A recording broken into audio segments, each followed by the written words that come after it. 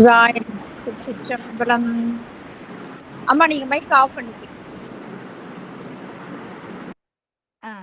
தென்னாடுடைய சிவனே போற்றி, எந்நாட்டவர்க்கும் இறைவா போற்றி, காவாய் கனகத்திரளே போற்றி, கைலை மலையானே போற்றி போற்றி, அருள்மிகு உண்ணாமலை சமேத அண்ணாமலையார் திருவடிகள் போற்றி போற்றி, திருத்தணி முருகப்பெருமான் மலரடிகள் போற்றி போற்றி, அருள்மிகு சிவகாமி அம்பாள் சமேத அருள்ஜோதிநாதனே திருவடிகள் போற்றி போற்றி, அனைத்து அடியார்களுக்கும் திருவடி வணக்கம். குருவாழ்க, குருவே துணை.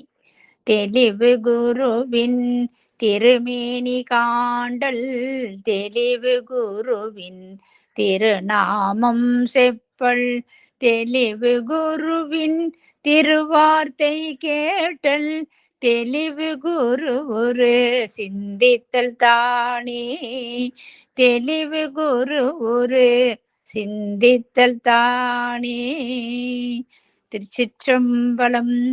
அம்மா நீங்க ஐயா கூப்பிட்டு விநாயகர் பாடலும் நாலொரு துதி பாடல் நீங்க ஆரம்பிக்கலாங்கம்மா. சிவாய நம.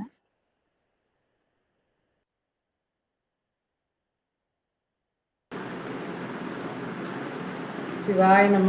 அனைத்து அடியார் பெருமக்களுடைய திருவடிகளை பணிந்து வணங்கிக் கொள்கிறேன். முதலில் அடியனுடைய கணவரை விண்ணப்பம் செய்யுமாறு அன்புடன் அழைக்கிறேன். சிவாய நம. அம்மா பொறந்தா இருக்கு.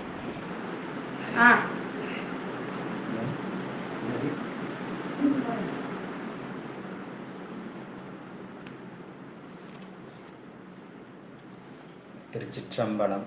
அனைத்து அடியார்களுக்கும் என் பணிவான் நன்றி.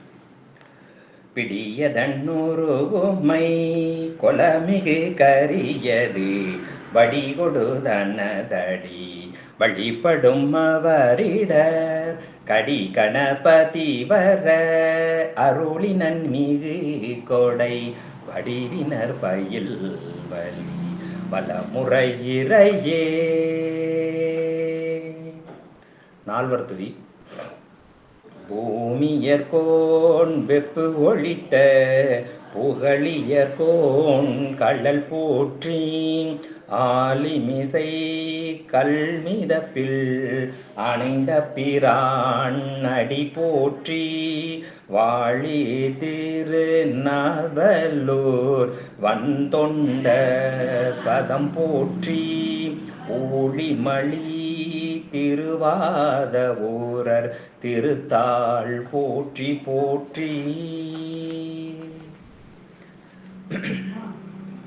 நான்காம் திருமுறை நாவுக்கரசு பெருமான் அருளியது. பண் காந்தார பஞ்சமம். திருச்சிற்றம்பலம். சொற்றுணை வேதியன் சோதி வானவன் பொற்றுணை தீர்ந்தடி பொருந்த கைதொழ கற்றுணை பூட்டி ஓர் கடலில் பாய்ச்சினும் நற்றுணையாவது நமச்சிவாயவே. மாப்பினை தழுவிய மாதோர் பாகத்தன் பூப்பினை தீர்ந்தடி பொருந்த கைதொழ நாப்பினை தழுவிய நமச்சிவாய பத்து ஏத்தவல்லார் தமக்கு இடுக்கண் இல்லையே. திருச்சிற்றம்பலம். நன்றி.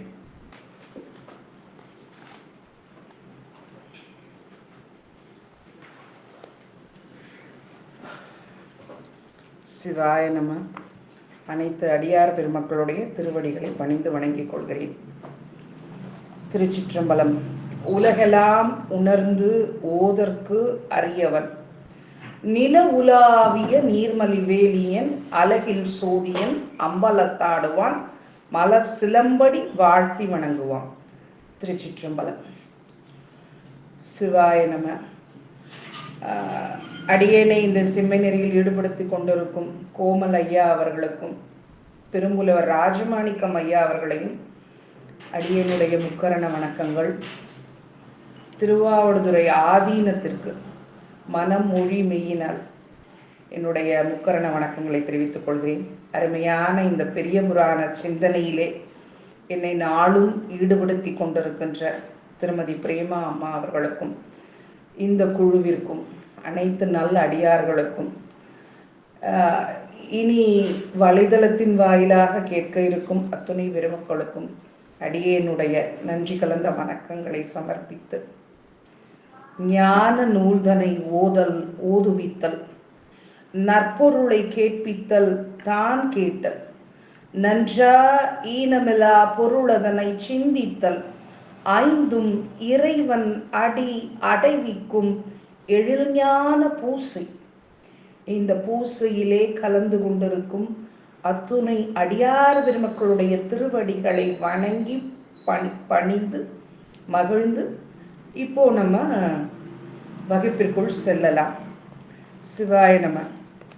இப்போ நம்ம பார்க்க வேண்டியது, போன வகுப்புல நம்ம ஒரு 64 பாடல்களை சிந்தித்தோம். போன வெள்ளிக்கிழமைக்கு முதல் வெள்ளிக்கிழமை அந்த 64 பாடல்களோட நிறைவடைந்தது. அன்று மாலை அம்மாட்ட சொன்னேன், அம்மா இறையருளால அடியேன் ஒரு திருப்புகழ் பாராயண குழுவில் இருக்கேன். திருத்தணியில் எங்களுக்கு அந்த முற்றோதல் நடைபெறும் காரணத்தால் அடுத்த வெள்ளிக்கிழமை அடியேன் கலந்து கொள்ள முடியாது, ஒரு வாரம் தள்ளி வச்சிருங்கம்மா அப்படின்னு. இது சிற்றறிவு இல்லையா? அன்னைக்கு தெரியாது எனக்கு இந்த மாதிரி நிகழ்வுகள் நிகழும் அப்படின்னு எனக்கு தெரியாது. அன்னைக்கு அது மாதிரி தான் நினைச்சு சொல்லியிருந்தேன். ஆனால் கடந்த 15 நாட்களாக அடியேன் உற்ற துயர் துன்பம் அப்பப்பா சொல்ல முடியாது. திடீர்னு இருந்தாப்புல இருந்து சிவபெருமான் சோதிக்கல. எங்களுடைய வினையின் காரணமாக என்னுடைய கணவருக்கு ஒரு பெரிய இந்த கால்லேருந்து இந்த இடுப்பு வரைக்கும் நரம்பு இழுத்துருச்சு. ஒன்றும் நடக்க முடியல, ஒன்றும் பண்ண முடியல. என்ன பண்ணுறது சுவாமி, ஒன்றைதானே நான் வழிபடுறேன். இந்த துன்பம் எத்தனை சித்தாந்த நூல்கள் படித்தாலும் அந்தந்த உயிர் தான் அதை அனுபவிக்கணும். அவரவர் வினை வழி வந்தனர் எல்லாம் சரி. நம்மை சார்ந்த ஒரு உயிர் துன்புறும் போது, நம்ம இறைவனை சாருகிறோம், நம்ம வீட்டில் இன்னொருத்தர் துன்பப்படும் போது அதை பார்க்க முடியல. அப்போ மருத்துவமனைகளுக்கெல்லாம் சென்று அலைந்து இப்போ 10 நாட்களுக்கு அப்புறம் இப்போ தான் எந்திரிச்சு அடியனுடைய கணவர் உட்கார்ந்துருக்கிறார். ஏதோ முதுகெலும்புல பிரச்சனை, உட்கார்ந்தாலே பிரச்சனைங்கிற மாதிரி படுத்தே இருந்தார் 10 நாட்கள். அதனால அடியனோட சின்ன விண்ணப்பம், இங்க இருக்கிற அத்துணை அடியார் பெருமக்களும் ஏற்கனவே நிறைய பேர்கிட்ட விண்ணப்பம் வச்சிருந்தேன். உங்களுக்கு என்னுடைய சிரம் தாழ்ந்த விண்ணப்பம் என்னவென்றால், எங்களுடைய இல்லத்தில் இருக்க என்னுடைய கணவரும் அடியனுக்கும் இறைவனால, அதாவது உடல் சம்பந்தமாக அந்த துன்பம் வரும்பொழுது எல்லாரும் சேர்ந்து கூட்டு வழிபாடு செய்தால் அந்த பிரச்சனையிலேருந்து வெளிவந்துடலாங்கிறது அடியனுடைய மிக உறுதியான நம்பிக்கை. ஏன்னா நமக்காக ஒரு அடியார் வழிபாடு செய்யும்போது சுவாமி விண்ணப்பம், இறைவனுக்கு சிவபெருமானுக்கு அவருடைய அடியார்கள் மேலதான் ரொம்ப அன்பு அதிகம். அதனால ஒரு அடியாருக்கு இன்னல் வரும்போது அடுத்த அடியார் சேர்ந்து எங்களுக்காக நீங்கள் வழிபாடு செய்ய வேண்டும் என்ற அடியனுடைய தாழ்மையான கருத்தை முன்னிறுத்தி இன்று நாம் வகுப்புக்குள் செல்லலாம். சிவாய நம. அனைவரும் இந்த 65வது பாடலை எடுத்துக்கொள்ள வேண்டும் எப்பொழுது. ஏன்னா 2 வாரம் போனதுனால நமக்கு ஒரு நினைவூட்டல்லாம் வேணும்.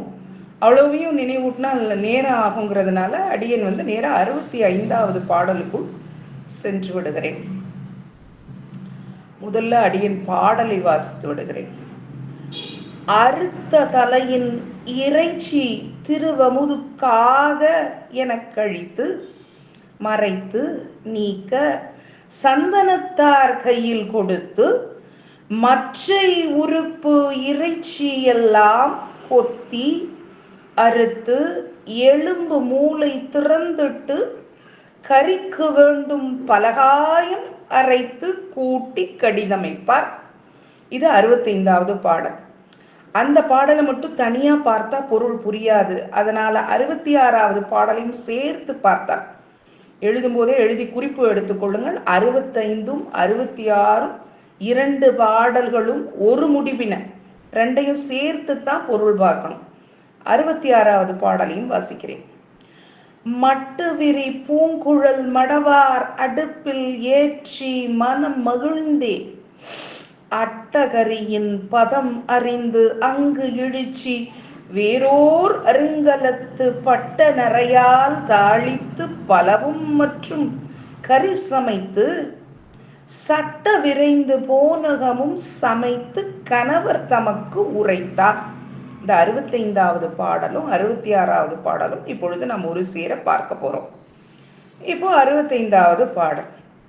நம்ம போன வகுப்புல என்ன பார்த்தோம்? அந்த மைந்தனை தாய் பிடிக்க, தந்தை நறுக்க, அதுவும் எப்படி அறிதல், உவந்து அறிதல். எந்த ஒரு இதுல இன்னும் என்ன சிறப்புனா, அவங்க அந்த மடியில இடையில இடுக்கிட்டு இருக்கும்போது அந்த குழந்தை ஏதோ இவங்க அன்பு செலுத்துறாங்க போல இருக்கு அப்படின்னு அதுவும் மகிழ்ந்து நகை செய்ய, தனி மா மகனை தாதையார் கருவி கொண்டு தலையறிவார். பொதுவா ஒரு ஒரு கறி சமைக்கும் பொழுது, அது ஆடாகட்டும் கோழியாகட்டும் ஏதோ ஒரு உயிரோட அதை சமைத்து உண்ணும் பொழுது அதோட தலை உதவாது அப்படின்னு சொல்லுவாங்க. அந்த தலை சமையலுக்கு ஆகாது பொதுவா. அதுபோல இங்க இந்த மகனுடைய தலை, சீராளத்தேவனுடைய தலை என்ன பண்றாங்க? அறுத்த தலையின் இறைச்சி திருவமுது. திருவமுதுங்கிறது இங்க உணவு, அந்த சோறு. அதுக்கு அந்த குழம்பு கூட்டுறோம்ல, அந்த தலை உதவாது அப்படின்னு கழித்திடுறாங்க.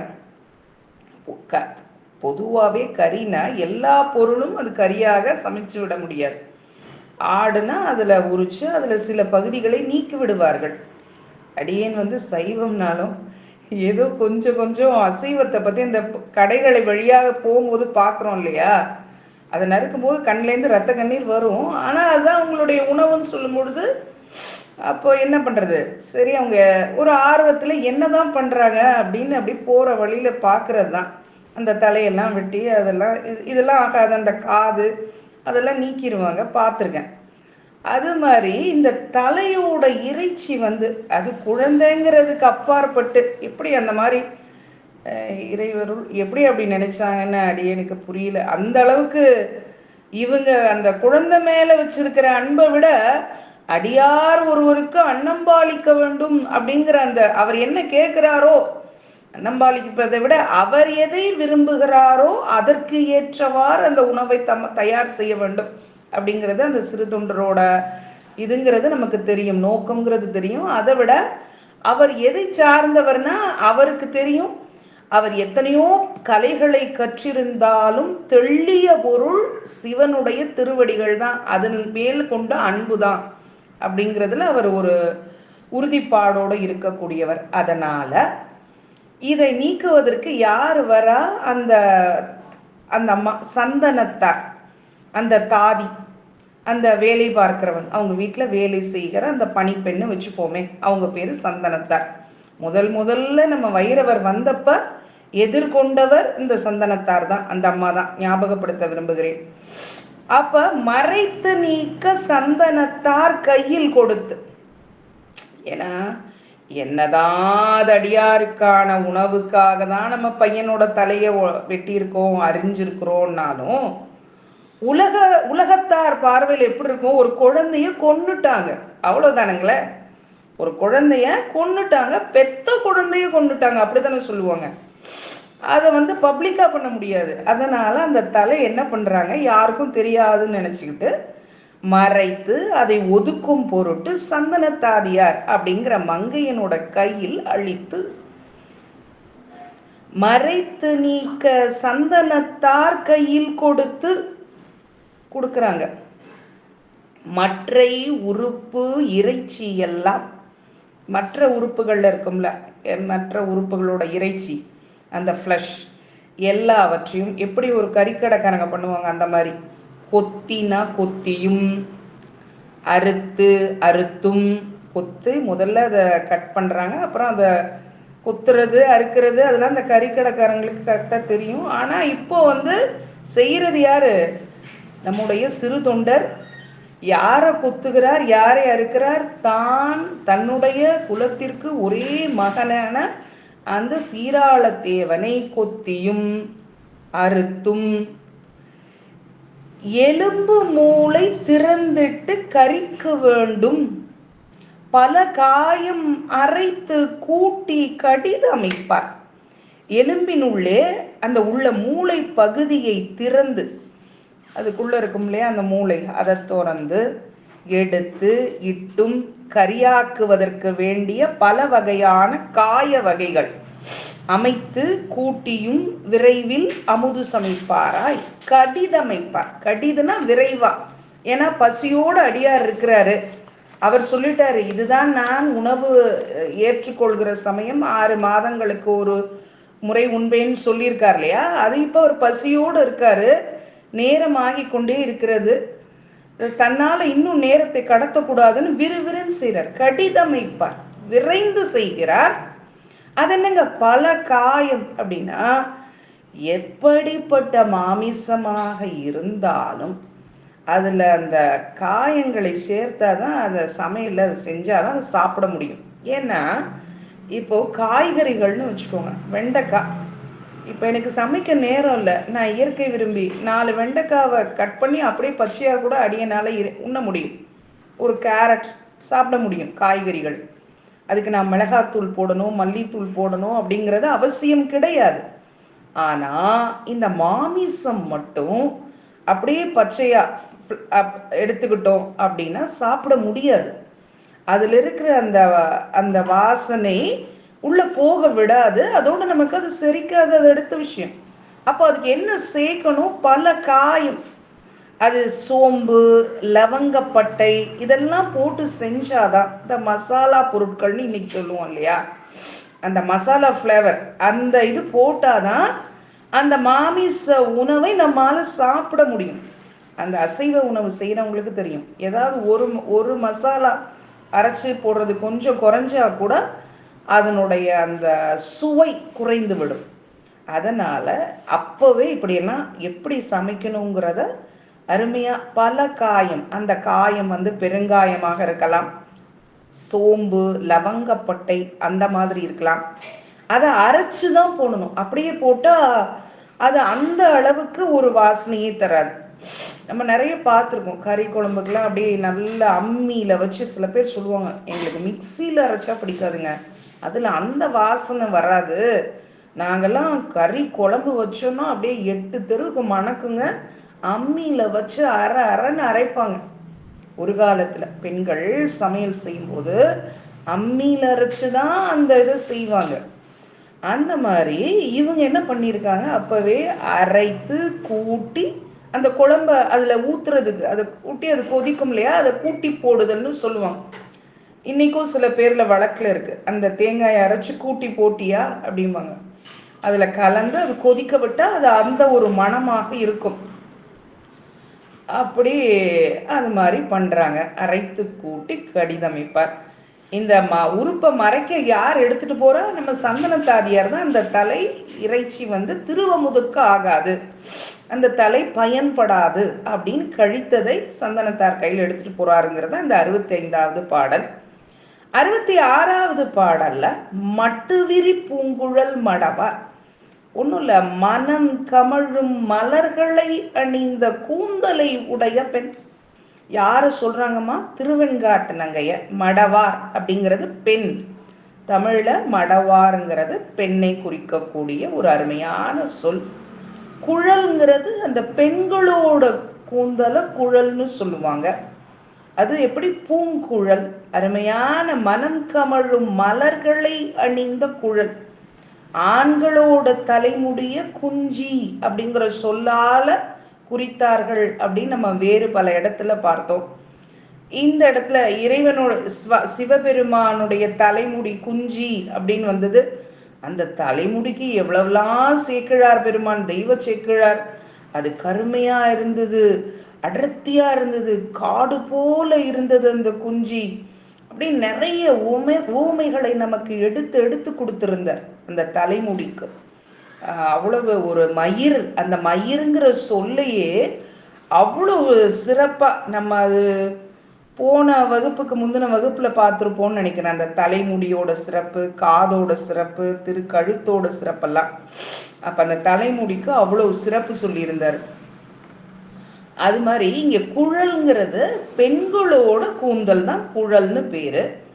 மட்டுவிரி பூங்குழல் மடவார். மடவாருங்கிறது பெண் என்ற ஒரு சொல்லை குறிக்கும். அது இங்க திருவெண்காட்டு நங்கை அந்த அம்மா அடுப்பில் ஏற்றி மனமகிழ்ந்தேன். இதெல்லாம் அந்த கூட்டி வச்சிருக்காங்க இல்லையா, அந்த எலும்பு மூளை அந்த பலகாயம் அரைத்து அந்த கறி, அந்த இதுல எப்போதும் நம்ம ஆட்டுக்கறி குழம்பு கோழிக்கறி குழம்பு கேள்விப்பட்டிருக்கோம். இது மனித கறியை, அதுவும் மகனையே கறியாக சமைத்து, அதுவும் அந்த அம்மாவே மனமகிழ்ந்தே அப்படின்னு ஒரு சொல்ல போட்டிருக்காங்க. பெற்ற மகனை அடுப்புல ஏத்தி மனமகிழ்ந்தேன்னா ஒரு வெளிப்பார்வையில வெளி உலகத்துல இருக்கவங்களுக்கு அது ஒரு அதிர்ச்சியா இருக்கும். எப்படி அதுல உள்ள மகிழ முடியும்னு, நமக்காக வைரவ வேடத்திலே வந்திருக்கும் அந்த சிவபெருமானுக்கு இந்த உணவை படைக்க போகிறோம். அவங்களுக்கு அப்ப தெரியாது வந்திருக்கிறது சிவபெருமான். சுவாமி தான் எல்லாத்தையும் மறைத்து கொண்டு வந்தாரே, தன்னுடைய திருகண்டம் தெரியக்கூடாதுன்னு அதுல ஒரு ஸ்படிக மாலை அணிந்து வந்திருப்பார். அவருடைய நெற்றியிலே ஒரு கண் இருக்கும் இல்லையா, அந்த திருநெற்றியிலே ஒரு கண், அதையெல்லாம் மறைத்து கொண்டு இந்த மாதிரி ஒரு வைரவ கோலம் பூண்டு வரும்பொழுது அவங்களுக்கு அதெல்லாம் தெரியாது.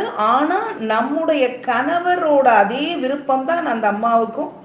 அடியார் உண்ட பிறகுதான் தன்னுடைய கணவர் உண்ணுவார் அப்படிங்கிறது நல்லா தெரியும்.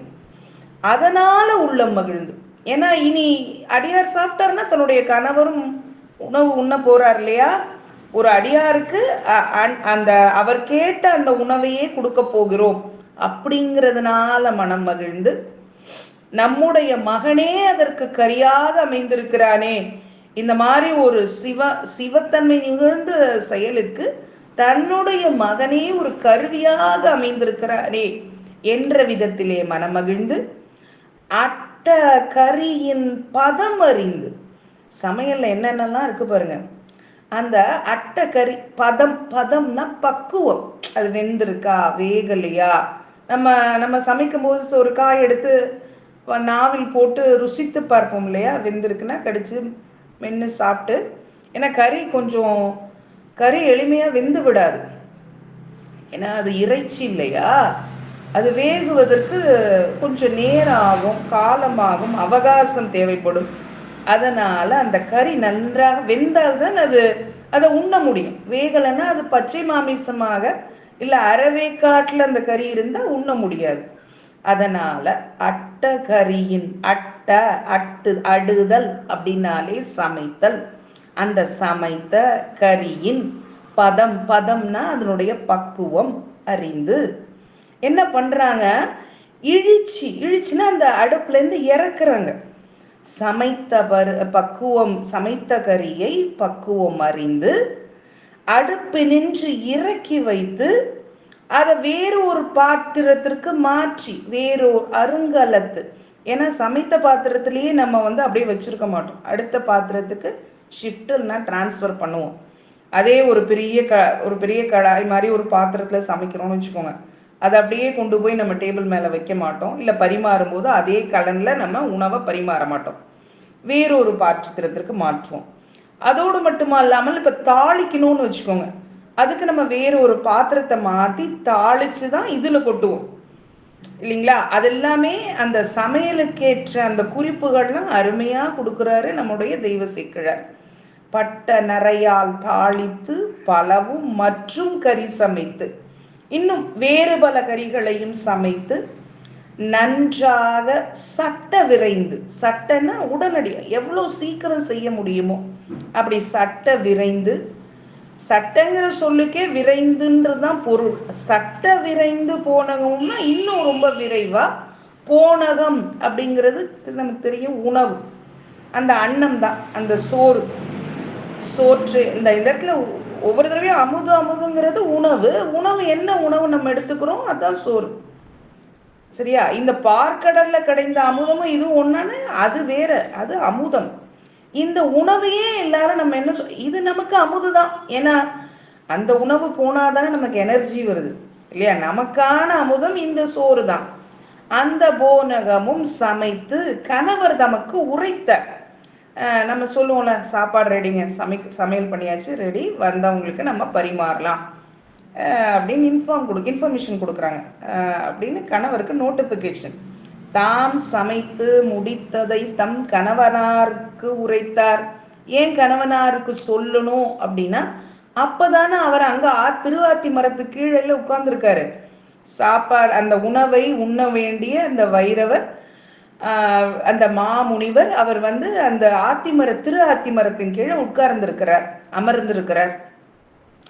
இந்த அம்மா வந்து அவர்கிட்ட சொன்னாதானே, தன்னுடைய கணவராகிய சிறு தொண்டர்கிட்ட சொன்னாதான் அவர் போய் அங்கே இருந்து அவரை அழைச்சிட்டு வரணும். அதனால அவங்க வந்து சொல்லிட்டாங்க, இந்த பாருங்க சமையல் முடிஞ்சு போச்சு, வந்த விருந்தினரை கூப்பிடலாம் அப்படின்னு நம்ம சொல்லுவோம்ல, அந்த மாதிரி அடியாரை அழைத்து வாருங்கள்ங்கிறத உணர்த்துவதற்காக எல்லாம் ரெடியா இருக்குங்க அப்படின்னு சொல்லிட்டாங்க. இது ரெண்டும் ஒரே முடிவின. இந்த 65 பாடலும் 66வது பாடலும் ஒரே முடிவின. ரெண்டுத்தையும் சேர்த்து தான் பொருள் பார்த்தா சிறப்பா புரியும். அடுத்தது 67வது பாடலுக்குள்ள நம்ம செல்லலாம். உடையநாதர் அமுது செய்ய உரைத்தபடியே அமைத்து அவர்க்கு அடையும் இன்பம் முன்னையிலும் ஆர்வம் பெருகி களிகூற விடையில் வருவார் தொண்டர்தாம் விரைந்து சென்று மென் மலரின் புடை வண்டரையும் ஆத்தியின் கீழ் இருந்த புனிதர் முன் சென்றார் அப்படின்னு 67வது பாடல் நமக்கு சொல்கிறது. என்ன சொல்லுது? உடையநாதர், உடையவர் அப்படின்னாலே அது சிவபெருமான் தான். அவர் எதை உடையவர்? எல்லாவற்றையும் உடையவர். அவன் ஒருவன்தான் உடையவன். இந்த உலகத்தில் இருக்கிற எல்லா உயிர்களும் இறைவனுடைய அடிமைகள். இந்த உலகத்தில் இருக்கிற எல்லா பொருட்களும் இறைவனின் அடிமை பொருட்கள். உலகம்னு இல்ல, எத்தனை புவனங்கள் இருக்கோ அத்தனை புவனங்களுக்கும் அதிபதி அவன்தான், செல்வந்தன். அதனாலதான் அவனை நம்ம என்ன சொல்றோம்? உடையவன். அவன் எல்லாம் உடையவன். ஆனா அவன் என்ன கோலத்துல இருக்கான்? நிறைய நம்ம பார்த்திருக்கிறதுனா அவன் வந்து ஒரு எளிமையான கோலம். ஒரு புலித்தோலையே உடையா உடுத்திருக்கிறான். அவனுக்கு இருக்கிற செல்வத்துக்கு அவன் பட்டு பீதாம்பரம் எதை வேண்டுமானாலும் முடித்து கொள்ளலாம். ஆனா சிவபெருமான் மாதிரி ஒரு சிம்பிளிசிட்டி, அவர் மாதிரி ஒரு எளிமை, எது நமக்கு கிடைக்குதோ எது ஆகுதோ அதையே உடுத்தி கொள்வார். பெரிய பெரிய அணிகலன்கள்லாம் பூண்டு கொள்ளலாம். ஏன்னா அவர் தான் உடையவர். அதான் சகல ஐஸ்வர்யங்களையும் உடையவன் அவனுக்கு தான். அதனால ஐஸ்வர்யன், ஈஸ்வரன் அப்படின்லாம் நம்ம அந்த வேர் சொல் ஈஸ்வரன். அப்ப எல்லாம் உடைய அவன் எல்லாவற்றையும் நமக்கு, நம்ம இங்க இருந்து என்னென்னமோ அனுபவிக்கிறோமே எல்லாம் அவன் கொடுத்தது. அந்த உணர்வு ஒவ்வொரு முறையும் நம்மகிட்ட வந்துருச்சுன்னா, நான் அந்த ஆணவ மலம் அதை வந்து அப்படியே கொஞ்சம் கொஞ்சமா மறைய ஆரம்பிச்சு. எதுவுமே நம்முடையது இல்லை, எல்லாம் அவர் கொடுத்தது அப்படிங்கிற அந்த உணர்வு.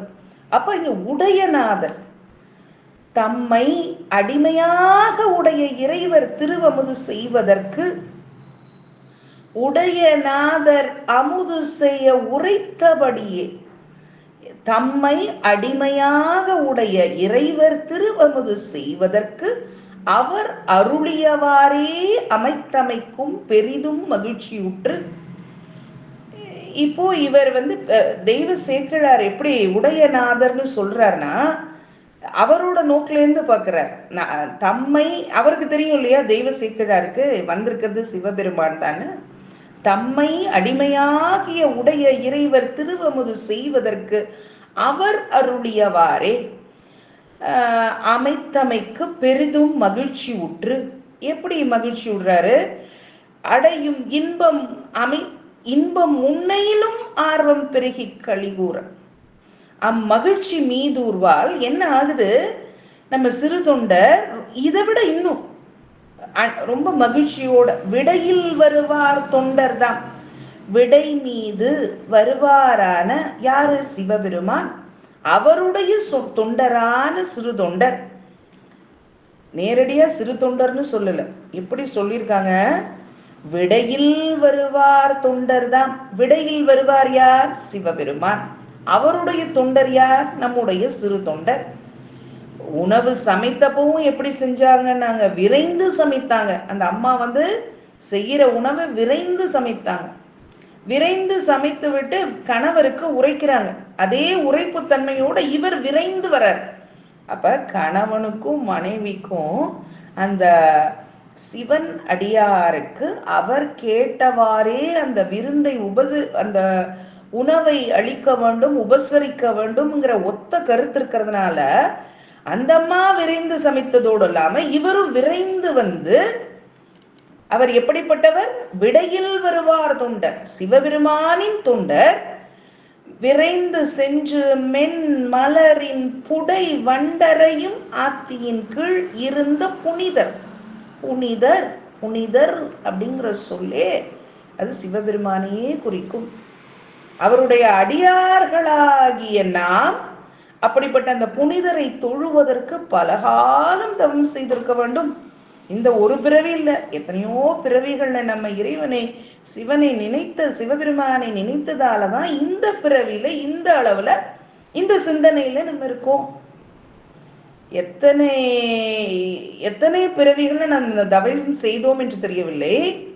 அந்த தவம் செய்த ஆற்றலினால் இந்த புனிதர் என்று சொல்லக்கூடிய புனிதத்தன்மை மிகுந்த அந்த சிவபெருமான் அவர் எங்கே இருக்கிறாரு? ஆத்தியின் கீழ் இருந்த புனிதர். அந்த மரம், அந்த திரு ஆத்தி மரம், அது என்ன இருக்கா? புடை வண்டரையும். அங்க சுத்தி நிறைய மென்மையான மலர் இருக்கு. மலர் இருக்கிற இடத்துல தேன் இருக்கும், தேன் இருக்கிற இடத்துல வண்டு இருக்கும். அந்த வண்டுலையும் ஆண் வண்டு பெண் வண்டு நம்ம முந்தையே பார்த்திருக்கோம். வண்டுங்கிற சொல்லே, அந்த தேன்கிற சொல்லே பெண் வண்டை குறிக்கும் அப்படிங்கிற ஒரு இடத்துல பார்த்தோம். அப்படி அந்த வண்டுகள் புடைன பக்கங்களிலே, மென்மையான மலர்களிலே வண்டுகள் ஒளிப்பதற்கு இடமான அந்த ஆத்தியின் கீழ், திரு ஆத்தியின் கீழ் வீற்றிருந்த அவர் புனிதர். புனிதர்னா என்ன? தூயவர். தூயவரான இறைவனுடைய சிவபெருமானுடைய எண் குணங்கள்ல தூய உடம்பினனாதல் அப்படிங்கிறது ஒரு உடம்ப சொல்லும் போதே தூய உடம்பினன். அப்ப இறைவனே எப்படி இருக்காரு? தூயவரா. அவர்தான் மெய்ப்பொருளை, அதாவது நமக்கு வீடு பேற்றினை அளிக்கக்கூடிய, முத்தி பேற்றினை அளிக்கக்கூடிய அந்த புனிதர். அந்த புனிதர் முன் சென்றார். உடையவர் அப்படிங்கிற இந்த பாடல்ல உடையவர் அப்படின்னாலே செல்வர். அது ஒன்று நாம் கற்றுக்கொள்ள வேண்டும். புடை அப்படின்னா இந்த இடத்துல பக்கம். புனிதர் அப்படிங்கிற சொல் பரிசுத்தன். அது இங்க சிவனை குறித்தது. சிவபெருமானை குறித்த சொல் தான் இந்த இடத்துல புனிதர். விடையில் வருவார் தொண்டர் அப்படிங்கிறது நம்மளுடைய சிறு தொண்டரை குறிக்கின்றது. அவர் விரைந்து சென்று தன்னுடைய மனைவி அருமையாக சமைத்து வைத்திருக்கிறார்கள், அங்கு போய் அந்த விஷயத்தை சொல்லணும். அதனால அந்த புனிதர் முன் சென்றார். இப்போ என்ன நடக்குது? அண்ணல் திரு முன்பு அணைந்து இறைஞ்சி அன்பர் மொழிவார், அடியேன் பால் நன்னி நீரங்கு அமுது செய்ய வேண்டும் என்று நான் பரிவு பண்ணினேனாய், பசித்து அருள தாழ்த்ததெனினும் பணி சமைத்தேன், எண்ணம் வாய்ப்ப எழுந்தருள வேண்டும் என்று அங்கு எடுத்துரைப்பார். அண்ணல், அண்ணல் என்ற சொல் சிவபெருமானையே குறிக்கும். யார் இங்க அண்ணல்? வைரவ வேடம் பூண்ட பெருமான். அவர் எங்க இருக்கார்? திரு ஆத்திமரத்தின் நிழலிலே வீற்றிருக்கின்றார். இங்க வைரவ வேடம் பூண்டு வந்திருக்கிறார் அந்த அண்ணல். அவர் முன்பு போய் நம்ம சிறு தொண்டர் என்ன பண்றார்? அணைந்து, அந்த இடத்தை அணைந்து அடைந்து, இறைஞ்சி, இறைஞ்சுதல்ங்கிறது வணங்கி, ஆத்திமரத்தடியில் இருக்கிற அந்த வைரவ வேடம் பூண்டு இருக்கிற சிவபெருமானை இறைஞ்சி அப்படின்ற சொல் வணங்கி, வணங்கி என்ன பண்றாரு? அன்பர் மொழிவார். அன்பர் யாரு? சிறு தொண்டர். என்ன மொழிகிறார்? மொழிதல். மொழிதல் தமிழ்ல மட்டும் அந்த சொல்கிறார் அப்படிங்கிற சொல்லையே பல விதமா சொல்லலாம். பறைதல், சொல்லுதல், செப்புதல், பகர்தல், அறைதல், விளம்புதல், இப்படி எல்லாம் சொன்னாலும் அது எதை குறிக்கும்? சொல்லுதலை தான் குறிக்க போகிறது அங்க. அப்படி ஒரு தமிழ், ஒரு செம்மொழி. ஏன் செம்மொழினா, தமிழ் போல ஒரு சொல்லுக்கு இணையான ஒரே பொருள் கொண்ட பல்வேறு சொற்கள், சொற்களஞ்சியம்னே சொல்லலாம். ஆனா நம்ம பெரும்பான்மையான சொற்களை உபயோகமே படுத்துவதில்லை. அது அப்படியே வச்சிருக்கோம். அது ஒரு பெட்டகம். அந்த பெட்டகத்துல அவ்வளவு விஷயங்கள், அவ்வளவு அது செம்மொழின்ற தகுதிக்கே அதோடைய லகர சிறப்பு இது மாதிரி வேற எந்த மொழிக்குமே இல்லாத மொழிங்கிறதுனாலதான் அது தனித்தமிழாக இன்று வரை வளைந்து கொண்டிருக்கிறது. நம்ம என்ன பண்ணணும், சொல்லும் பொழுதே நிறைய சொற்கள், ஒரே சொல் பல, அந்த அந்த ஒரு சொல்லே அது பல சொற்கள் இருக்கு, ஆனா ஒரே பொருளை குறிக்குது பாருங்க. மொழிவார்னாலும் சொல்லுதல் தான், அவர் பறைந்தார் அப்படின்னாலும் சொல்லுதல் தான். செப்பினார், என் தாய் என் தந்தையிடம் செப்பினார், என் தாய் என் தந்தையிடம் சொன்னார். பகர்தல், அறைதல், விளம்புதல், இப்ப எண்ணிலடங்காத சொற்கள் அந்த சொல்லுதலுக்கே இருக்கிறது. ஆனா நம்ம உபயோகப்படுத்துறோமா? நம்மளோட அன்றாட வாழ்க்கையில ரொம்ப சொன்னார் அவ்வளவுதான் சொல்லுவோம் இல்லைங்களா? அதனால நம்ம இந்த மாதிரி நிறைய சொற்களை, இதெல்லாம் யார் கற்றுக் கொடுக்குறா? நம்ம திருத்தொண்டர் புராணத்துல நம்ம தெய்வ சேக்கிழார் நமக்கு இதையெல்லாம் கற்றுத் தருகிறார். தமிழ்ல இத்தனை விஷயங்கள் இருக்கிறதே சுவாமி, இதையெல்லாம் நமக்கு கற்றுத் தருகிற அந்த இதுல நம்ம இறைவன் அருளால நம்ம அந்த தெய்வ செயல்கள் என்ன நிகழ்ந்தது அன்னைக்கு, அதை போட்டோகிராஃபியா, அதை ஒரு சினிமாட்டோகிராஃபி மாதிரி, அதை ஒரு பிலிம் மாதிரி ஒரு கேமரா வச்சு எந்த அளவுக்கு அது நடந்திருக்கும். அப்படியே நம்ம கண்ணு முன்னாடி, கண்ணை மட்டும் மூடிக்கிட்டு அவர் அந்த திரு ஆத்தி மரத்துக்கு கீழே உட்கார்ந்துருக்காரு. யாரு? வைரவ வேடம் பூண்ட நம்முடைய சிவபெருமான். நம்ம சிறு தொண்டர் போறாரு, முன்னால போய் வணங்குறாரு, கையெடுத்து கூப்பிடுறாரு. அப்படியெல்லாம் அப்படி கண்ணை மூடிட்டோம்னா அப்படியே ஒரு படத்துல வர்ற காட்சி அமைப்பு போல, அது தெய்வ சேக்கிழார் மாதிரிதான், அவரால் மட்டும்தான் இந்த மாதிரி எல்லாம் அமைக்க முடியும். அந்த உத்திகள், அந்த பாணி, அந்த பாணியில நம்ம இவர் இப்படி சொல்றாரு. என்ன சொல்றாரு? அங்க போய் அங்க நின்னுட்டாரு, அவர்கிட்ட போய் வணங்குறாரு, மொழிகிறார். என்ன சொல்றாரு? அடியேன் பால் நன்னி நீர் அங்கு அமுது செய்ய வேண்டும். நன்னுதல்னா நெருங்கி, அடைந்து. நம்ம இந்த ஒரு பக்கத்து வீட்டுல இருந்து சத்தம் வருதுன்னு நினைக்கிறேன். இருங்க ஒரு நிமிஷம், ஜன்னலை சாத்திடுறேன். அவங்க கிட்ட நம்ம சொல்ல முடியாது.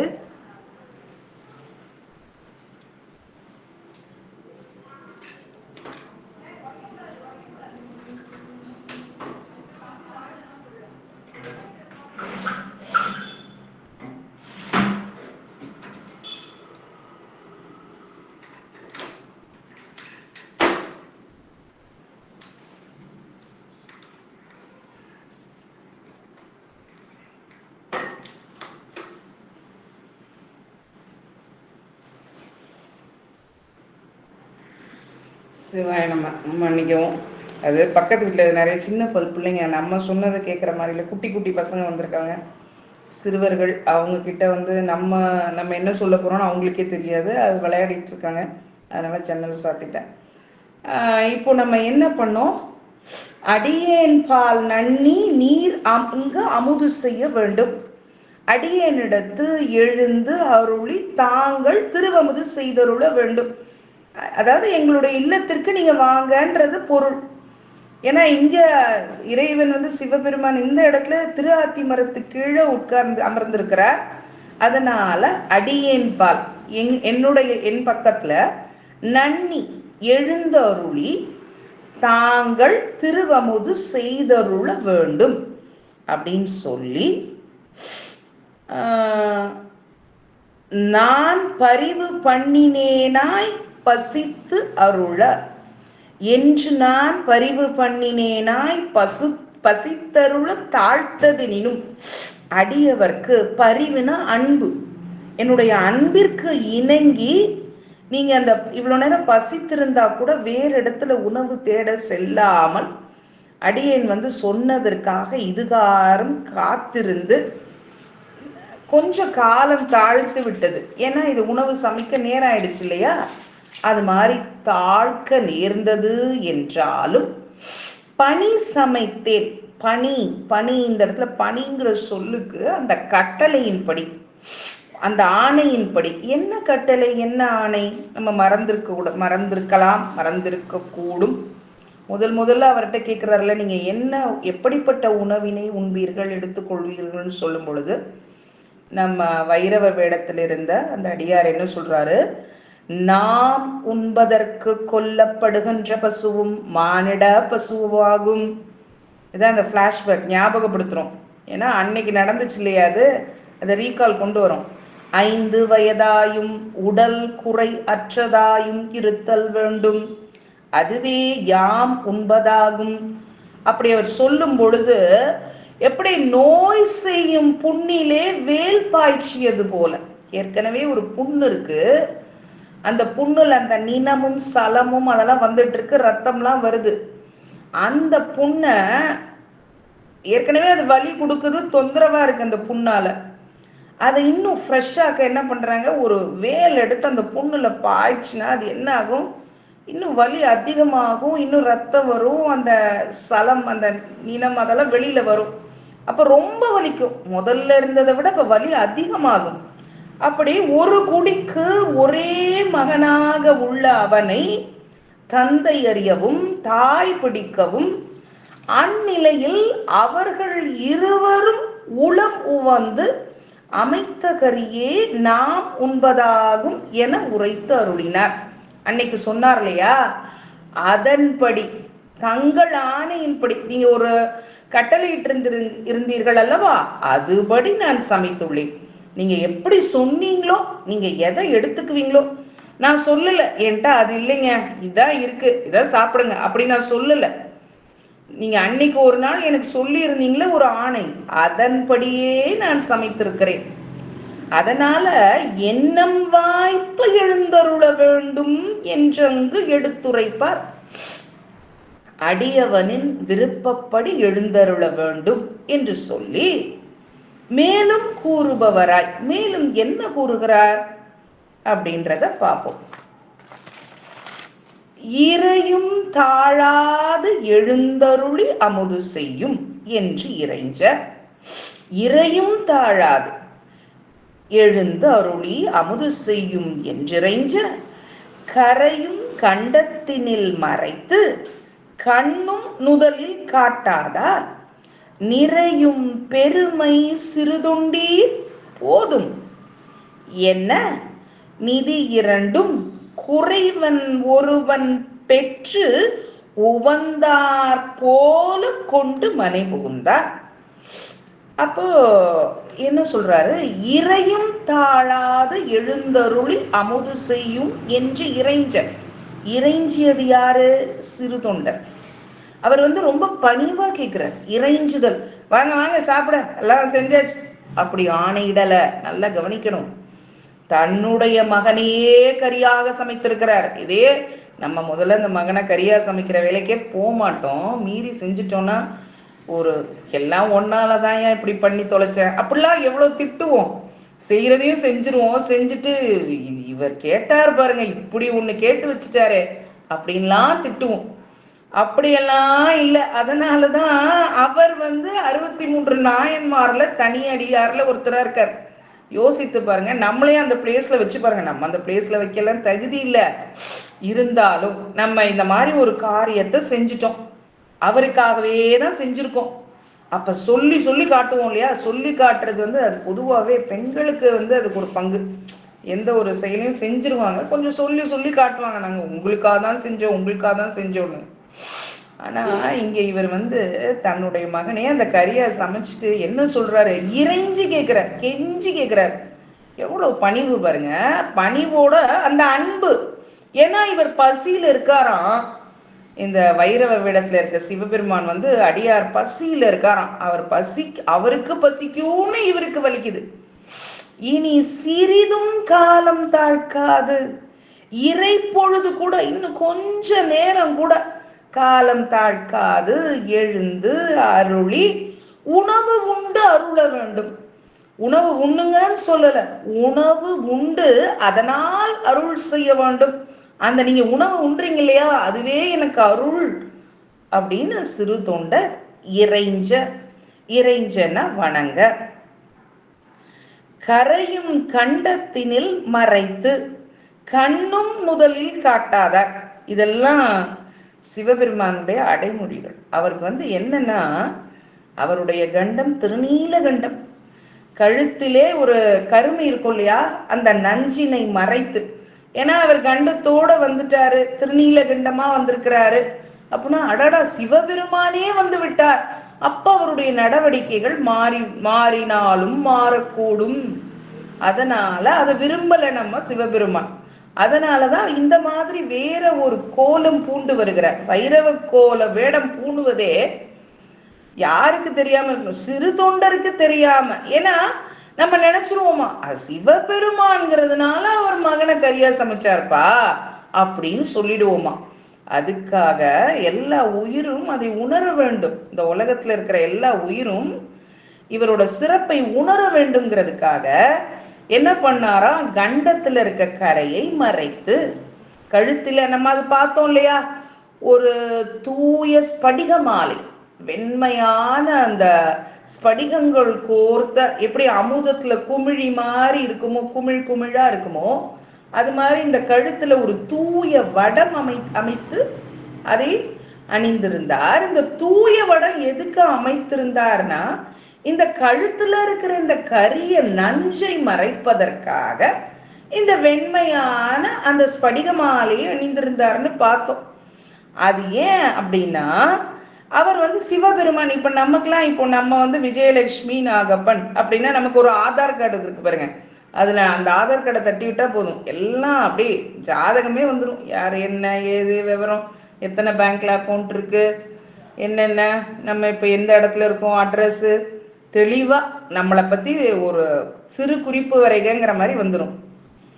ஆனா இப்போ வந்து இவருடைய குறிப்பெல்லாம் என்ன நமக்கு தெரியும், அவர் கரையில கண்டம் இருக்கும். அப்ப அவர் சிவபெருமான். நெற்றியில் கண் இருக்கும். இந்த நெற்றியிலே கண்ணை உடைய ஒரே இறைவர் நம்முடைய சிவபெருமான் தான்.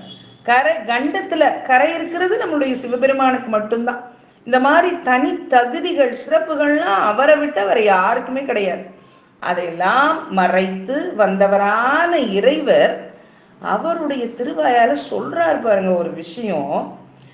நிறையும் பெருமை சிறு தொண்டீர்.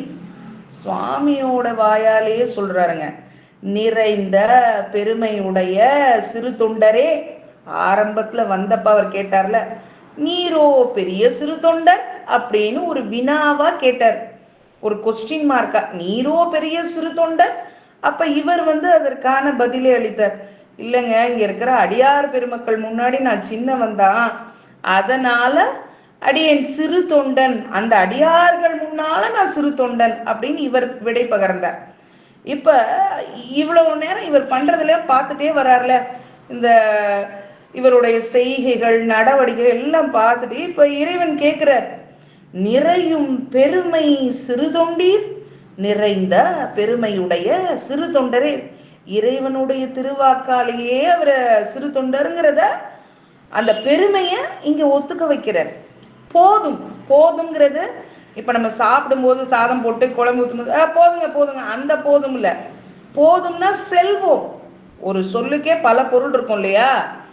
உணவு உண்ணும் போது நம்ம வயிறு நிறைஞ்சிருச்சு, அப்ப என்ன சொல்லுவோம், இதுக்கு மேல ஒரு சொட்டு கூட உள்ள போகாது, போதுங்க, போதும் அப்படின்னு அந்த இரண்டு கைகளையும் தடுத்து இலை மேல விழுந்துருவோம். அந்த போதும் இல்லை இது என்ன போதும்னா செல்வம். சரி வாங்க போவோம் அப்படின்னு சொல்லுவோம்ல, அந்த போதும், அந்த இடத்தை விடைவோம் என்ன அப்படின்னு சொல்றாராம்.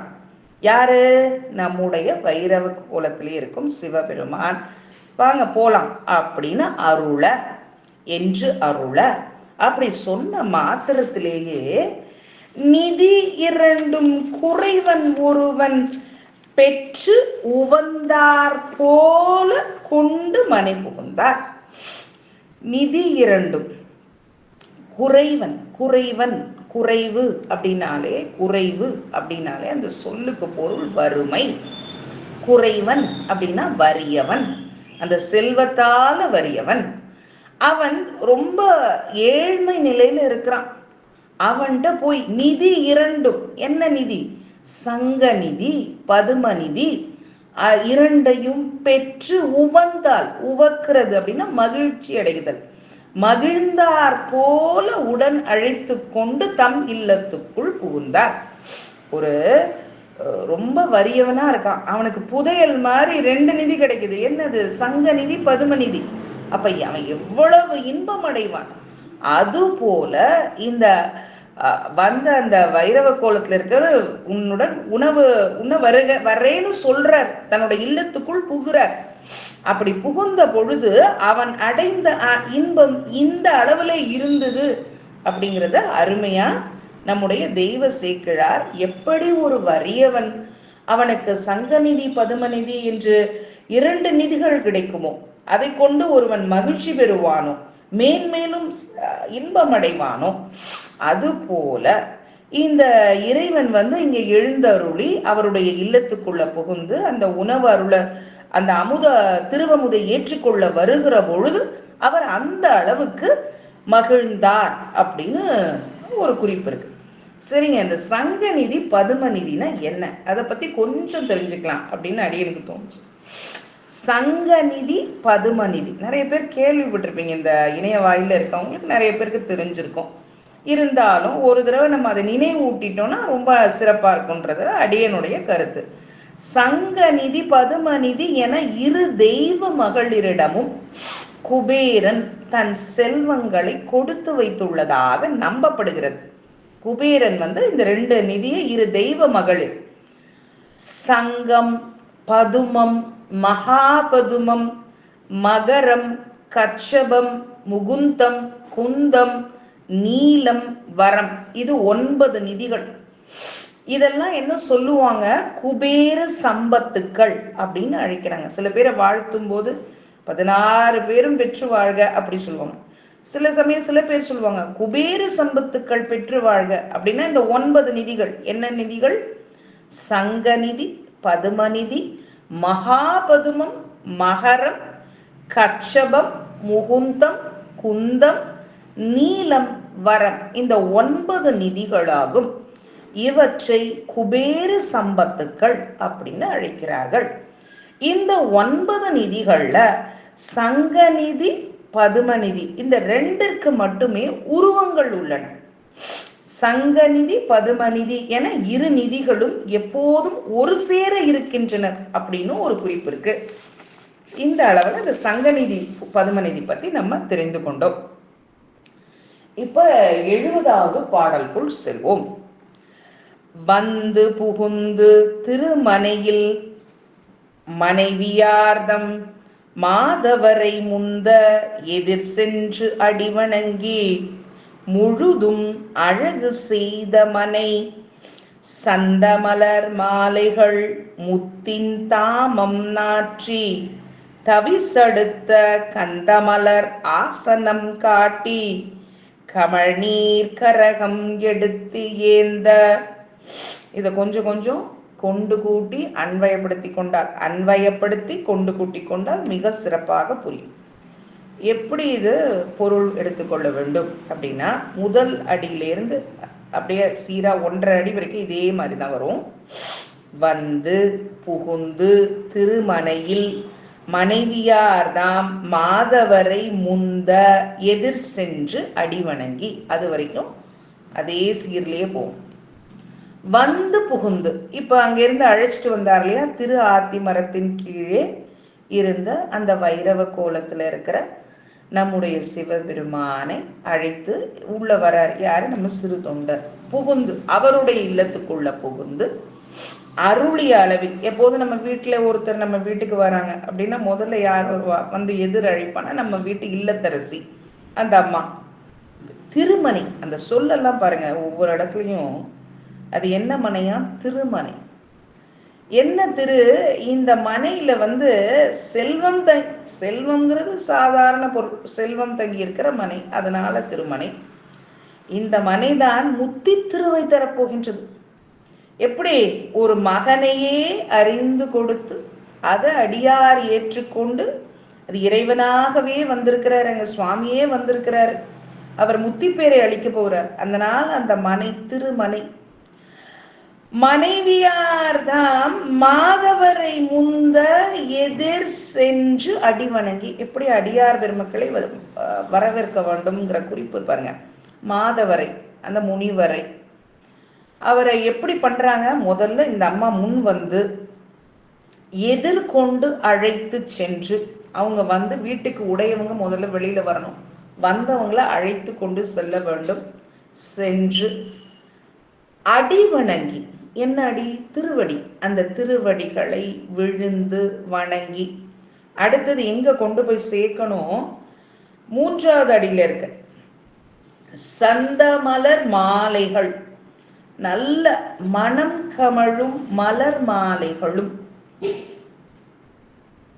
முத்தின் தாமம், நல்ல அந்த முத்தால் என்ற மாலைகள். தாமம் அப்படிங்கிறது மாலைகளை குறிக்கும்.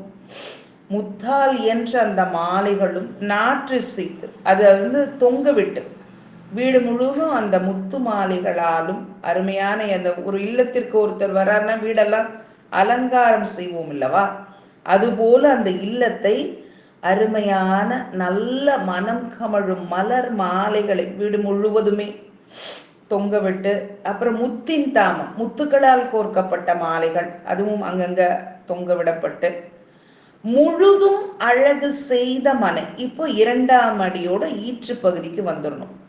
எதால அந்த வீட்டை அழகு செய்தார்கள் அப்படின்னா, அருமையான மனம் வீசக்கூடிய அந்த மலர் மாலைகளை அங்கங்கே தொங்கவிட்டும், முத்து மாலைகளை தொங்கவிட்டும், அந்த வீடு முழுமையுமே முற்றும் அழகுபடுத்திய அந்த இடத்துல இவங்க என்ன பண்றாங்க? கந்தமலர் ஆசனம் காட்டி, கந்தமலர் ஆசனம், நல்ல மனமுடைய மலர் மாலைகள் பரப்பிய அந்த இருக்கையிலே அமர்ந்து அருளுமாறு வேண்டி. யார? நம்முடைய வைரவ கோலத்திலே இருக்கும் சிவபெருமானே, இந்த இடத்துல உட்காருங்கள் அப்படின்னு ஒரு ஆசனத்தை காட்டி, கமழ் நீர் கரகம் எடுத்து ஏந்த மனமுடைய நீர் நிறைந்த, ஏன்னா அந்த நீருக்கே மனம் வீசுமாறு அந்த மனத்தை சேர்ப்பதற்கு சில பொருட்கள் இருக்கிறன, அதை அந்த நீர்ல போட்டு அந்த மனமுடைய நீர் நிறைந்த கரகத்தை எடுத்து ஏந்தி நின்று நீரை வார்க்க. இப்போ ஒரு தூய்மையான, இப்போ ஒரு நம்ம வந்து சங்கல்பம் பண்ணிக்கும் போது பண்ணிப்போம்ல, அந்த தண்ணி எடுத்து இப்படி கையில இப்படி ஊத்திட்டு அந்த கரக சொம்புலேருந்து நீர் வார்க்க. இந்த நீரை வார்த்த பிறகு என்ன ஆனது, இதற்கு பிறகு என்னென்ன நிகழ்வுகள் நடந்தன என்பதை இந்த இடத்துல ஒரு சஸ்பென்ஸ்னு சொல்லுவாங்களே, அவர் ஊத்துறாரு நீரை, அந்த அம்மா ஊத்துறாங்க, என்ன ஆகுது அப்படிங்கிறத நம்முடைய அடுத்த வார திருத்தொண்டர் புராணத்திலே சிந்திப்போம் என்று சொல்லி. ஏன்னா இன்னும் நிறைய பாடல்கள் செல்வதற்கு நேரம் இருக்குது. ஆனால் அடியேன் வந்து ஒரு 10 நாட்களாக என்னால வந்து இந்த சிந்தனைக்குள்ள ஈடுபட முடியல. பல மருத்துவமனைகளை நாடி அங்கங்க அலைஞ்சு, நேற்று கூட இரவு தான் அடியேன் வந்தேன். இரவு வந்த நேரமே என்னால இந்த புத்தகம்லாம் தொடக்கூட முடியல. சுவாமியோட திருவருள், ஏன்னா அது தொடுவதற்கும் ஒரு இறைப்பயன் இருக்கணும் இல்லையா. அப்புறமா காலையில தான் இந்த அளவுல தான் குறிப்பெடுத்தேன். எக்ஸ்ட்ராவே 2 பேப்பர் வச்சிருக்கேன் இன்னும் குறிப்பெடுக்கணும்னு, ஆனா நேரம் கிடைக்கவில்லை. இறைவன் திருவருள் இந்த, ஏன்னா இந்த இது இன்னும் தள்ளி வைங்கம்மா அப்படின்னு சொல்லவும் எனக்கு மனசு கேட்கல. ஏன்னா நம்ம சிந்திக்காம இருக்கிறதுனால தான் இந்த மாதிரி ஏதாவது அடுத்தடுத்து வருதோ அப்படின்னு ஒரு எண்ணம் வந்துச்சு. சரி, இது வந்து இது எல்லாமே இறைவனுடைய திருவருள் படிதான் நடக்குது. இது இப்படிதான் நடக்கணும்ன்றது அன்னைக்கே அது சுவாமி எழுதி வச்சிருப்பாரு. நம்ம வந்து மாற்றி அமைக்க நம்ம எதுவுமே கிடையாது. அதனால இறைவன் திருவருளால இந்த அளவுல நீங்க குறிச்சுக்கோங்க. ஏன்னா அடுத்த வாரம் நம்ம சிந்திக்கும் போது அது எந்த பாடலோட நம்ம விட்டோம் அப்படிங்கிறத, அந்த 70வது பாடல், அவங்க வீட்டுக்கு வந்துடுறாங்க, அவங்க அப்புறம் எப்படி சாப்பிட்டாங்க, என்ன பண்ணாங்க, விருந்து உபசரணை எப்படி இருந்தது அப்படிங்கிறத அடியேன் அடுத்த வாரம் அதுக்கு இறையருள் கூட்ட வேண்டும். ஏன்னா இடுக்கன்பட்டு இருக்கினும் இறந்து யாரையும் விடுக்கிறான் என்று வினவுவோம் அல்லம், அடுக்கல்கள் விடக்கினும் அருளின் நாமுற்று நடுக்கத்தை கெடுப்பது நமச்சிவாயவே. அப்போ நான் யார்கிட்டையும் போய் விண்ணப்பம் பண்ண வேண்டாம், இறைவன் தான். ஏன்னா பற்றற்றான் தாளினை பற்றுக, அதனால இறைவனுடைய தாளை பற்றுவோம் என்று சொல்லி இந்த அளவிலே இந்த சிந்தனையை முடித்துக்கொண்டு அடியேன் வாழ்த்து பாடல். திருச்சிற்றம்பலம். வான்முகில் வழாது பெய்க, மலிவளம் சுரக்க, மன்னன் கோன்முறை அரசு செய்க, குறைவிலாது உயிர்கள் வாழ்க, நான்மறை அறங்கள் உங்க, நல்தவம் வேள்வி மல்க, மேன்மைகொள் சைவ நீதி விளங்குக உலகமெல்லாம். கைலாய பரம்பரையில் சிவஞான போதநெறி காட்டும் வெண்ணை வயில் வாய்மை மெய் கண்டான் சந்ததிக்கோர் மெய்ஞான பானுவாய் குயிலாரும் பொருள் திருவாவடுதுறை வாழ் குரு நமச்சிவாய தேவன் சைலாதி மரபுடையோன் திருமரபு நீடோழி தழிகமாதும். ஓம் நம சிவாய. அனைத்து அடியார் பெருமக்களுடைய திருவடிகளை வணங்கி விடைபெறுகிறேன். நன்றி, வணக்கம். சிவாய நம. ஓம் நம சிவாய. அஞ்சு தடவை சொல்லுவீங்க, சொல்லலையா? சொல்லிட்டா போச்சுமா. ஓம் நம சிவாய, ஓம் நம சிவாய, ஓம் நம சிவாய, ஓம் நம சிவாய, ஓம் நம சிவாய. சிவாய. அருமையான பாடல் விளக்கம் கொடுத்தீங்கம்மா. சிவாய நம. மொத்தம் 6 பாடல் எடுத்தீங்க. பரவாயில்ல, இந்த 1 மணி நேரத்துல அவ்வளவு அழகா விளக்கம் எடுத்து கொடுத்துருக்கீங்க. நம்ம அடியார் பெருமக்கள் எல்லாருமே என்ன பண்ணணும்னா, எல்லாரும் பிரார்த்தனை பண்ணணும். இன்னைக்கு காலையில ஒரு 9 மணிக்கு கூட்டு வழிபாடு தான் நாங்க செய்தோம். கூட்டு வழிபாட மந்திரமாவது நீர் என்ற ஒரு பாடலை பாட சொல்லிட்டு அடியார்கள் எல்லாம் பதிவு போட்டிருந்தேன். எங்க நம்ம ஆமாங்க, அது என்ன இறைவன் வகுத்து கொடுத்துருக்கானா என்னன்னு தெரியல. இன்னைக்கு என்ன கலாவதி அம்மான்னு ஒருத்தவங்க ஈரோடுல இருக்கிறாங்க. அவங்க கணவருக்கு தான் உடம்பு சரியில்லை. அவங்க கணவருக்கு தான் முதல்ல உடம்பு சரியில்லாம இருந்தது. அவங்க ட்ரீட்மெண்ட்டுக்கு போயிருந்தாங்க. அங்க போய் ட்ரீட்மெண்ட்டுக்கு போனப்ப அவங்க பார்த்துட்டு மாத்திரையில குணப்படுத்தலாம், நெஞ்சு வலின்னு சொல்லி போனாங்க. மாத்திரையில குணப்படுத்திடலாம், சரியாயிடும், கவலைப்படாதீங்கன்னு சொல்லி அவர் கணவரை மாத்திரையெல்லாம் கொடுத்து குணப்படுத்தி அனுப்பிட்டு, அதுக்கப்புறம் அவங்க உழவார பணி போவாங்க. ஒவ்வொரு தலமும் உழவார பணி 2 பேருமே போவாங்க. அது ஒரு அடியார் கூட்டம் வச்சிருக்கிறாங்க. அந்த கூட்டத்துல கலந்து இவங்களும் போவாங்க. இவங்க அவ்வளவு சிறப்பான ஒரு தொண்டு செய்வாங்க. அப்படி இருக்கிற அடியாருக்கு ஐயாவுக்கு உடம்பு சரியில்லாம போச்சு. அப்புறம் நல்லபடியா ஆக்கி வீட்டுக்கு இட்டுன்னு விட்டுட்டு அம்மா உழவாறு பணி செஞ்சுட்டு இருக்காங்க.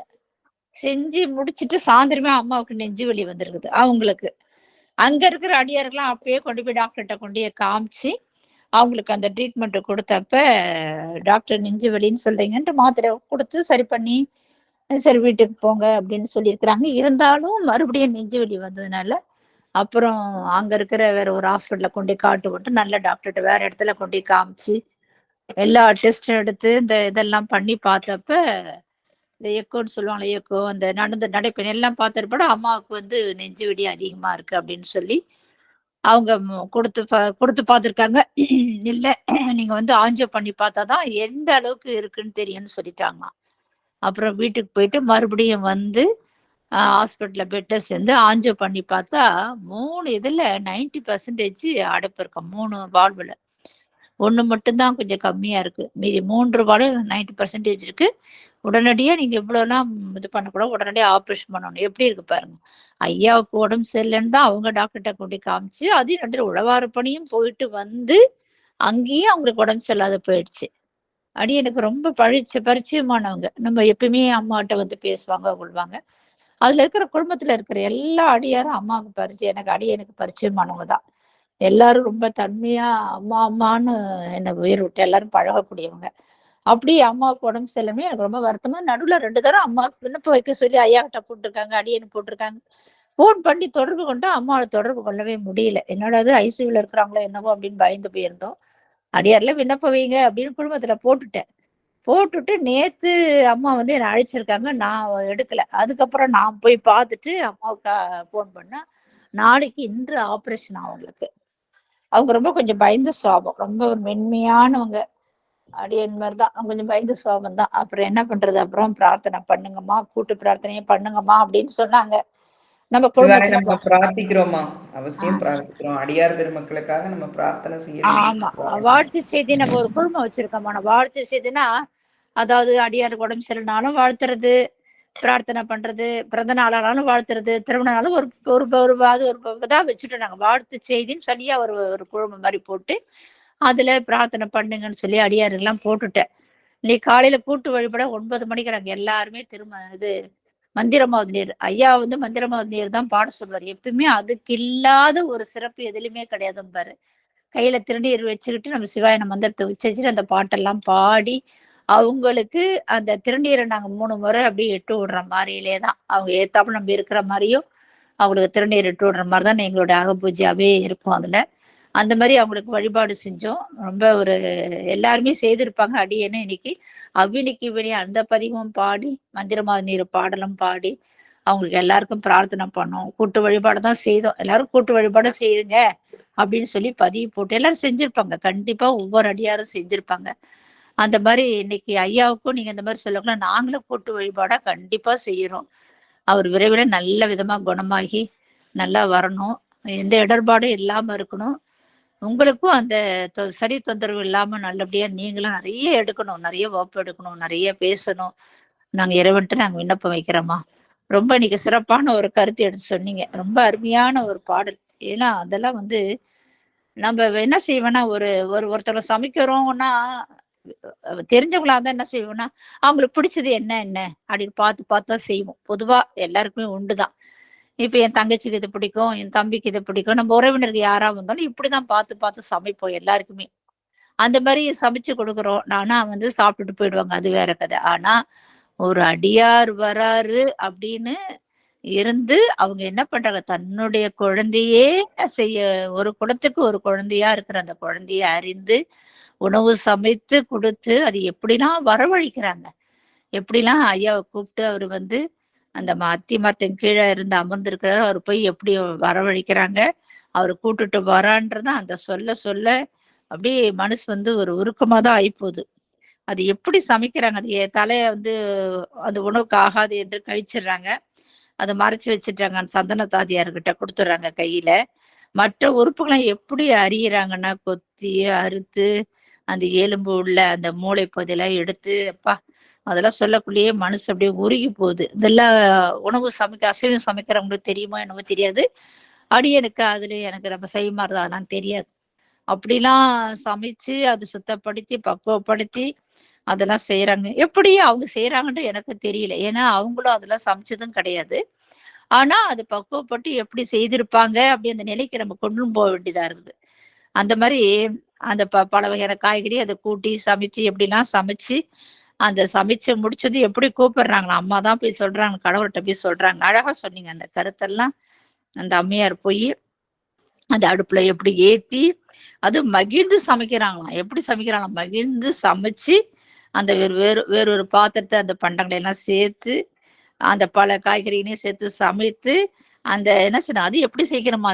ஏன்னா ஒரு பசியோட ஒரு அடியார் இருக்கிறாங்கன்னா நம்ம அவங்களுக்கு விரைவில் சமைச்சு கொடுக்கணும்ன்றதுலாம் அந்த மாதிரி விரைவிலும் சமைத்து அந்த கணவருக்கு உரைக்கிறாரு அப்படின்னு சொல்லி ரொம்ப அழகா எடுத்து கொடுத்தீங்கம்மா. அதுக்கப்புறம் உடையநாதருக்கு என்ன அழகா விளக்கம் கொடுத்தது. உடையநாதனா சிவபெருமான் தான். ஆனா நிறைய ஈஸ்வரன், உடையநாதன், ஐஸ்வரன் அப்படின்னு நிறைய பேரெல்லாம் வச்சு கொண்டு வந்தாங்க. அதாவது அடியார் ஒருவருக்கு அன்னம் பாலிக்கணும் என்னன்னு அவர் உறுதிப்பாட்டோட இருக்கிறார். சிறுதொண்டன் ஒரு உறுதிப்பாட்டோட இருந்து அவர் தன் மகனை என்னென்ன அவர் கேட்டாரோ எப்படிலாம் கொண்டுன்னு போகணும், எந்த வகையான கறி சமைக்கணுமா. அவர் 6 மாதத்துக்கு ஒரு தான் உணவு அருந்துவாரு. அது மனிதனுடைய அந்த புலால் தான் உண்பதற்கு. மானிட பசு தான் வேணும், அது 5 வயது தான் வேணும், உடல் குறை இல்லாம இருக்கணும், ஒரு குடிக்கு ஒரு மகனா இருக்கணும். அப்பா அதெல்லாம் சொல்லக்கூடிய கண்ணுல தண்ணீர் பெருகுது. அப்புறம் என்னது, தந்தையா இருக்கணும், தாய் சமைக்கணும், பிடிக்கணும், தாய் பிடிச்சு அதுக்கப்புறம் தான் சமைக்கணும். இதெல்லாம் வந்து பார்த்தா ரொம்ப நெகிழ்ந்து போறோம். இப்படி எல்லாம் சமைச்சு நம்ம சாப்பாடு போடுவோமா அப்படின்னு நம்ம கேட்டா உண்மையிலே இந்த மாதிரி நம்ம செய்யவும் மாட்டோம். இதுக்கெல்லாம் அதான் அடிக்கடி நான் சிறுதொண்டனாருடைய வரலாறு பெரும்பாலும் இப்படிதான் கேட்பேன். என்ன இந்த மாதிரிலாம் சமைக்க முடியுமானா அப்படின்னா அந்த தகுதியே இல்லைன்னு சொல்லுவேன். ஆனா சிவபெருமான் வந்திருக்கிறாரு. அது எப்படி கோலத்துல வந்தா கூட அவர் போய் கூப்பிடக்குள்ள அவர் என்ன பண்ணாரு, கொஞ்சம் கொஞ்சமா அந்த நீலகண்டத்தை மறைச்சு அவர் அழகா அந்த காட்சி. ஏன்னா சிவபெருமான் மற்ற அடியார் உணரணும் இல்ல, இந்த கொண்டி 63 நாயன்மார் இப்படிதான் இருந்தாங்கன்னு அந்த வரலாறு நமக்கெல்லாம் கிடைக்கணும் இல்ல. அப்ப சிவபெருமான் வந்திருக்காருன்னு அவர் தெரிஞ்சுட்டா என்ன பண்றது, அவர் மாற்று கோலத்துல அழகா வராரு. அதனால அந்த கழுத்துல இருக்க நீலகண்டத்தையும் மறைச்சு அதுக்கு அந்த ஸ்படிக மாலையும் போட்டிருக்காரு. அது மட்டும் இல்லாம அந்த நஞ்சு தெரியல. இன்னும் ஒன்று வந்து நெற்றிக்கண், அவருக்கு ஒருத்தர் தான் நெற்றிக்கண், அந்த நெற்றிக்கண்ணையும் மறைத்து வந்தவாறு அந்த இறைவர் வராரு. அப்ப அவருக்கே நீரோ ஒரு சிறு தொண்டர் அப்படின்னு அந்த அடியார் முன்னாள் இந்த தொண்டர் பத்தி சொன்னீங்க. ரொம்ப சிறப்பா எடுத்து கொடுத்தீங்க. குறைவன்னா வறியவன். அந்த சங்கநிதி பதுமநிதிக்கு அழகா எடுத்து கொடுத்தீங்க. சங்கநிதி, பதுமநிதி, மகா பதுமம், மகரம், கட்சம், நீலம், குந்தம் அப்படின்ட்டு 9 நிதிகளை பத்தி, அதெல்லாம் 9 நிதிகளும் இந்த குபேர சம்பத்துக்கள் என்று அதுக்கு விளக்கம் எடுத்து கொடுத்தீங்க. ரொம்ப அருமையா இந்த விளக்கம்லாம் எடுத்து கொடுத்து, அந்த 7வது பாடல வந்து புகுந்து அழைத்து அவர் வீட்டுல வந்து புகறாருன்றதுக்கு அதுக்கும் விளக்கம் ரொம்ப அருமையா விளக்கம் எடுத்து சிறப்பான முறையில இந்த 6 பாடலுக்கும் விளக்கம் எடுத்து கொடுத்துருக்கீங்கம்மா. இந்த மனநிலையிலயும் நீங்க இந்த மாதிரி வகுப்பு எடுத்ததுக்கு எனக்கு உண்மையிலே என்ன சொல்றதுன்னே தெரியல. உங்களை எல்லாம் நான் வாழ்த்தி உடனே ஏதாவது சொன்னீங்கல்ல, பலகாலம் தவம் செய்திருந்தாதான் இதெல்லாம் நடக்கும் அப்படின்றீங்க மாதிரி. நாங்களாம் பல பிறவியில சிவபெருமானை நினைச்சு வழிபாடு செஞ்சிருக்கிறதுனாலதான் இந்த நேரத்துல இதெல்லாம் சிந்திக்க முடிய ஒரு வாய்ப்பா கிடைச்சிருக்கு. இந்த நிலையில நீங்களும் வந்து எங்களுக்கு இந்த 6 பாடல் விளக்கம் எடுத்து கொடுத்து ரொம்ப சிறப்பான முறையில அருள் புரிஞ்சிருக்கீங்கன்னு தான் சொல்லலாம்.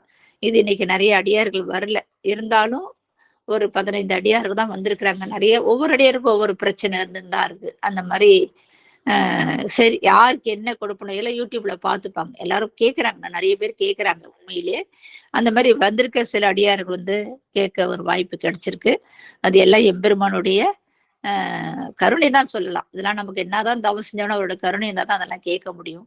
அவ்வளவு சிறப்பான முறையில இன்னைக்கு இந்த வகுப்பு பாடம் எடுத்திருக்கீங்க. உங்களுக்கு நம்ம ஈஸ்வரன் குடும்பத்து சார்பாக நன்றிகளை தெரிவித்துக் கொள்கிறேன்.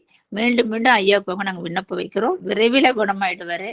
நீங்களும் விரைவில் குணமாக்கி நிறைய கருத்தெல்லாம் எடுத்து அடியார்கள்லாம் சொல்லணும். இன்னும் நிறைய அவ்வளவு திறமை உள்ள புதையல் மாதிரி வச்சிருக்கீங்க. அது எல்லாத்தையும் நீங்க கொண்டு வரணும். இன்னும் நிறைய பேச உங்களுக்கு இறைவன் வாய்ப்பு கொடுக்கணும். சிவாய நம. திருச்சிற்றம்பலம். நன்றிங்கம்மா. அடுத்த அடியார்கள் பேசுறதுக்கு வாய்ப்பு கொடுப்போம். சிவாய நம. நன்றிமா. மற்ற அடியார் யாரும் பேசணும்னா கை தூக்குங்க, உங்களுக்கு வாய்ப்பு கொடுக்குறோம்.